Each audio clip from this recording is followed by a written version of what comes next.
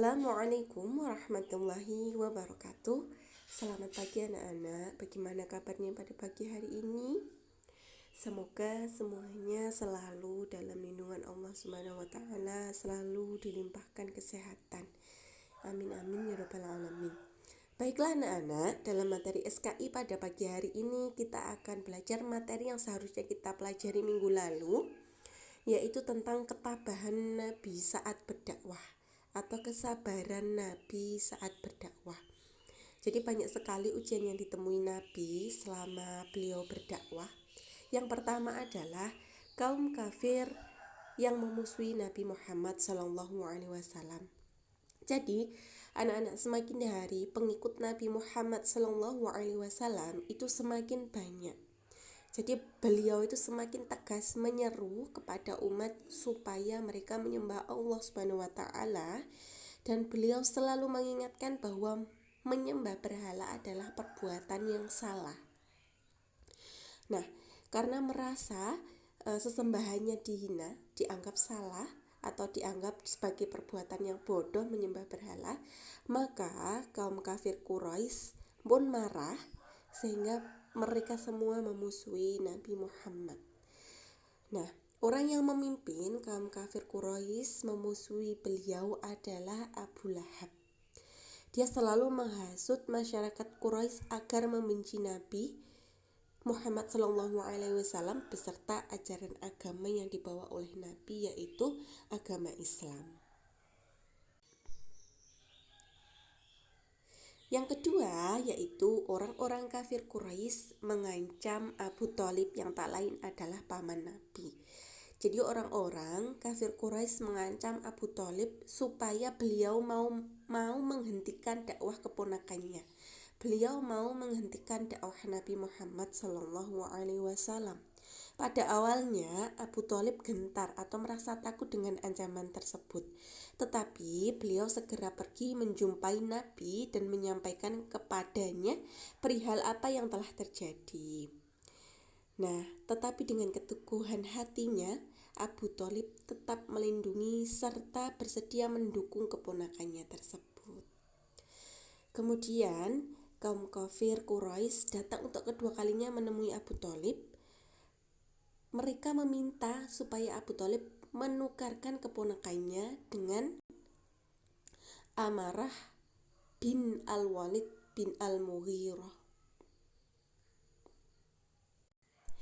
Tetapi bujukan itu tetap ditolak oleh Abu Thalib, sehingga mereka telah gagal dalam upaya mempengaruhi Abu Thalib walaupun sudah membujuknya sebanyak 2 kali.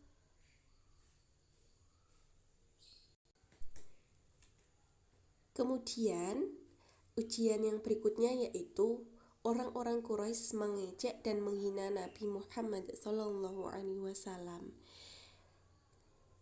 Mereka atau kaum kafir Quraisy membuat berbagai tuduhan anak-anak yang tidak benar dan ejekan terhadap Nabi Muhammad SAW.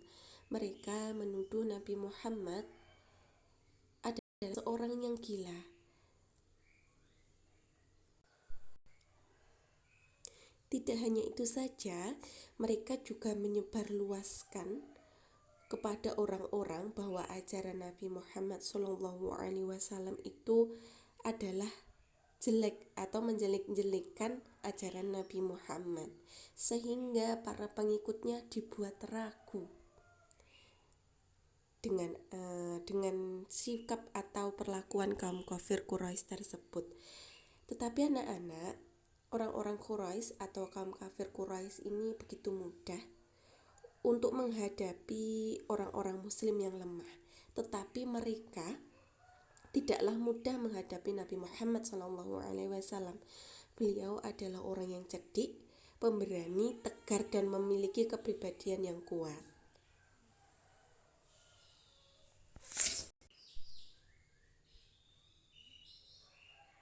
Adapun ujian yang lain yaitu Nabi Muhammad SAW dibujuk dengan harta. Jadi kaum pemimpin Quraisy mengutus Utbah bin Rabi'ah untuk membujuk Nabi meninggalkan dakwahnya. Nah, kalau beliau mau meninggalkan dakwahnya, akan diberi atau diganti dengan pangkat yang tinggi dan wanita yang cantik. Namun Nabi menolak tawaran tersebut. Kemudian Nabi juga membaca surah Al-Fussilat ayat 37. Nah, mendengar ayat tersebut, Utbah lalu tertunduk, kemudian dia kembali kepada kaumnya dan menceritakan apa yang dialaminya. Dia menganjurkan kepada kaumnya untuk lebih menerima ajaran Muhammad SAW daripada memusuhi beliau. Selain itu, ada perlakuan buruk kaum kafir kepada Nabi Muhammad, yaitu yang dilakukan oleh Abu Jahal. Bahkan dia menginjak pundak Nabi, menaburi mukanya dengan debu, dan membuat sayembara. Siapa saja yang berani mengambil tahi unta untuk dilemparkan kepada Nabi Muhammad yang sedang sholat di Masjidil Haram. Kemudian ada Abu Lahab, dia menyebar isu bahwa Nabi adalah pendusta. Kemudian dia juga melempar kotoran ke rumah pintu Nabi. Kemudian ada Nadhr bin Harits, berbicara di depan orang banyak bahwa ajaran Nabi hanya dongeng, melakukan pentas di tempat mana saja ketika Nabi berdakwah, serta dia juga menjatuhkan martabat Nabi. Dan yang terakhir ada Uqbah bin Ibnu Mu'id. Dia adalah seorang tetangga Nabi yang meletakkan kotoran unta di atas punggung dan di antara pundak Nabi. Tidak hanya itu saja, dia juga melilitkan sarung dan menariknya dengan keras saat Nabi sedang sholat. Dan yang terakhir yaitu pemboikotan total atau bersekongkol untuk menolak kerjasama. Jadi pemboikotan total ini merupakan tantangan terberat Nabi yang menimpa keluarga, sahabat, dan seluruh kaum muslimin. Pemboikotan ini juga dilakukan kepada Bani Hashim dan Bani Muthalib. Jadi kesepakatan ini ditulis oleh kaum kafir Quraisy di rumah Bani Kinanah yang bertempat di lembah Al-Mahsib. Nanti isi perjanjiannya atau isi sumpahnya nanti anak-anak bisa lihat di buku LKS halaman 13.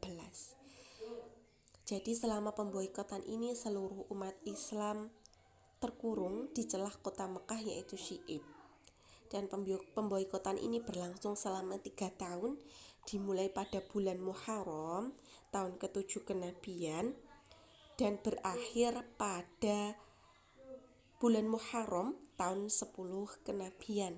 Terjadi pembatalan undang-undang tersebut oleh Zubair bin Umayyah, Hisham bin Amr, Mut'im bin Adi, dan lebih jelasnya anak-anak bisa buka di LKS halaman 14. Anak-anak, demikian itu untuk materi hari ini.